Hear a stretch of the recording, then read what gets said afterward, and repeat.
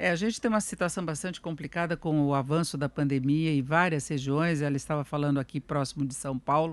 Nós temos a situação talvez mais grave do país em Manaus, como aconteceu na primeira onda da pandemia, logo no início, que se chegou a um colapso no sistema de atendimento. E agora nós temos essas novidades em relação às vacinas. E é sobre isso que nós vamos conversar com o Alexandre Naime, que é infectologista da Unesp. Doutor Alexandre, boa tarde.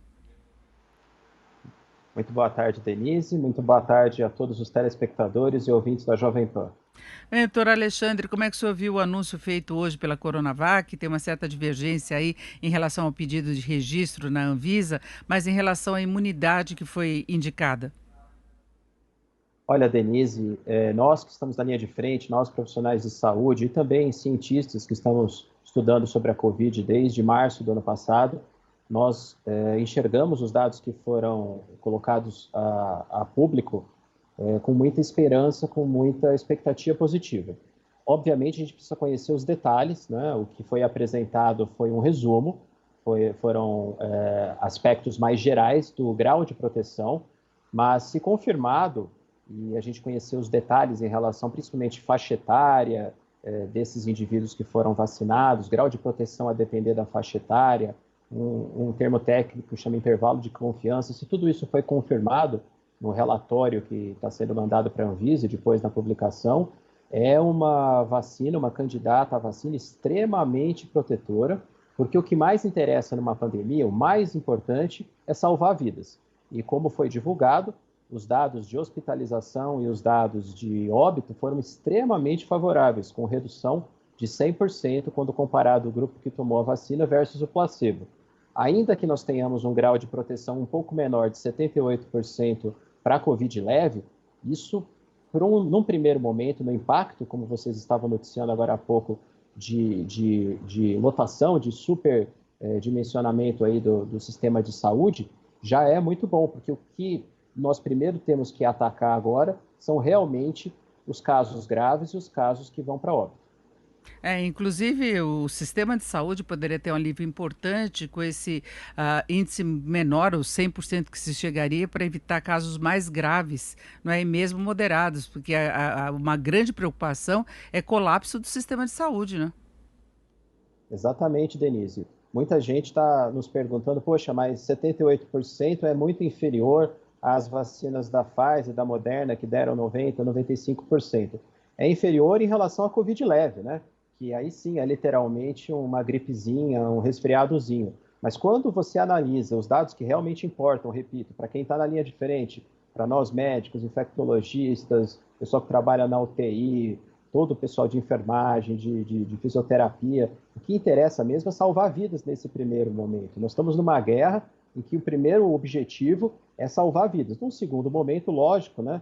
Se a gente conseguir alguma estratégia de vacinação que impeça a transmissão, que nos permita viajar, ter uma vida mais próxima do que é considerado normal, ótimo. Mas num primeiro momento, o mais importante é salvar vidas e desafogar o sistema público, que está completamente saturado, e nós, profissionais de saúde, que estamos, não tem outra palavra, exausto de tanto atender Covid já há 10 meses, não só fisicamente, mas também emocionalmente. Eu imagino a situação, porque nós que convivemos com esse problema no dia a dia, tomando cuidado, já sentimos aí um desgaste imenso por ter de conviver com um risco maior novamente. Imagino quem está na linha de frente, tendo de trabalhar diretamente com esse problema, sabendo das dificuldades, tendo de conviver com as pessoas que têm situações mais graves, com mortes, não é? Porque é isso que está acontecendo também. Então, traria um alívio geral se der certo essa vacinação. E o governo federal deve apresentar novidades hoje também, não é? Exatamente. Ontem nós tivemos o pronunciamento do ministro Pazuello, já dando uma prévia, né, dizendo que existe uma previsão de até 254 a 260 milhões de doses, dizendo até bastante de forma otimista, a gente espera que se cumpra, que o Brasil até exporte vacina, todos nós torcendo para que isso mesmo aconteça. E a Coronavac, junto com outras candidatas à vacina que se colocam aí no mais próximo, num curto espaço de tempo no Brasil, como a Oxford ou a AstraZeneca, com esses resultados, se transforma, na verdade, na candidata mais pragmática, mais factível a ser implementada num curto espaço de tempo.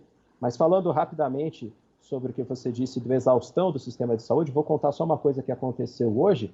Ao dar alta para um paciente de 83 anos com Covid, que conseguiu sobreviver, infelizmente, no mesmo dia a esposa dele morreu de Covid, né? Os dois se infectaram. Só para exemplificar que não é só a exaustão física do atendimento, com máscara, com avental, com óculos e tudo mais, mas também a psicológica, né? A gente vê, infelizmente, todo dia óbitos e mais óbitos e mais óbitos, acaba nos drenando a energia e a motivação. Então, as vacinas, nós estamos esperando com alto grau de expectativa.